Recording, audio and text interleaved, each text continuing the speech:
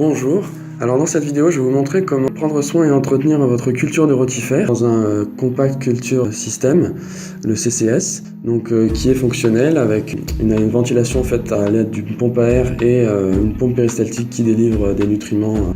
Donc concernant l'entretien, on va dans un premier temps nettoyer le système en T. On retire le T, on va à l'évier, on utilise un système d'eau sous pression. Nous allons dans un premier temps nettoyer la masse filtrante blanche du système en T et aussi ce qui dépasse du tube grillagé noir où des algues se sont accumulées et donnent du coup cette couleur verte à l'ensemble. Donc ensuite nous allons effectuer un renouvellement d'eau d'un tiers du volume.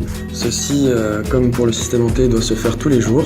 Donc pour cela nous allons employer des béchers et des tamis pour à la fois récupérer les gros éléments, les gros amas d'algues avec un tamis à 300 micromètres et les rotifères à l'aide d'un tamis à 41 microns qui s'assemble en 3 morceaux. Donc après avoir monté le tamis à 41 microns pour les rotifères, on utilise de l'eau salée à 15 ppt à 25 degrés qu'on a préparé à l'avance pour vérifier que le tamis est bien vissé et fonctionne bien avant de l'utiliser avec des rotifères.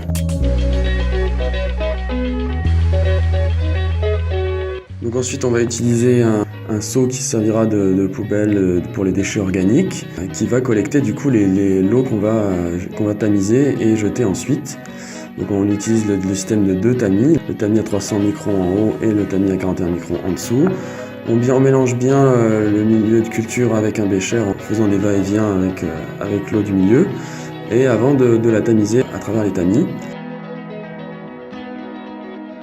On fait couler l'eau donc à travers les tamis doucement et on voit que les rotifères sont stockés dans le tamis du dessous à 41 microns.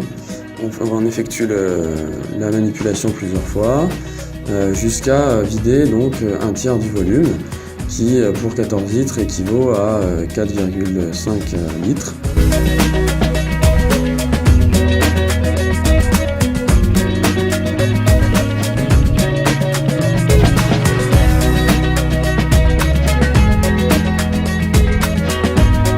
Avec les rotifères piégés par le tamis, il nous est possible de les reconcentrer dans un bécher pour ensuite les distribuer à nos modèles animaux de laboratoire comme le zébrafish, des coraux ou bien des acidies.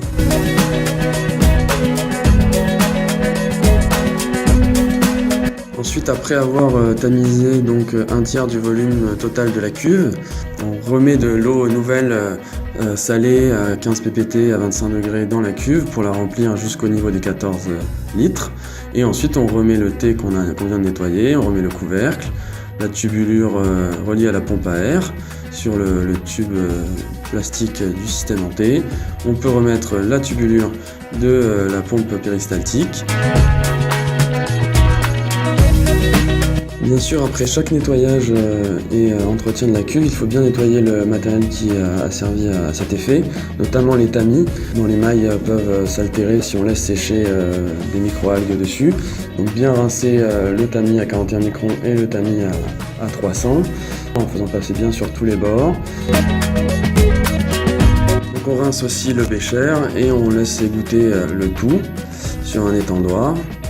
Concernant le tamis à 41 microns qui peut se dévisser en 3 parties et aussi séparer le joint de son habitacle, il est important de le faire comme ça chaque partie sèche bien à l'intérieur comme à l'extérieur. Il est important aussi de nettoyer et brosser à l'aide d'une brosse l'intérieur de la cuve et cela tous les jours pour garantir un milieu propre et sain pour la culture de nos rotifères. De plus, concernant la masse filtrante du système en T, il est recommandé de la changer une fois tous les 15 jours pour conserver sa fonction de piège à pathogènes. C'est montré dans la vidéo de mise en place du CCS, la vidéo numéro 1.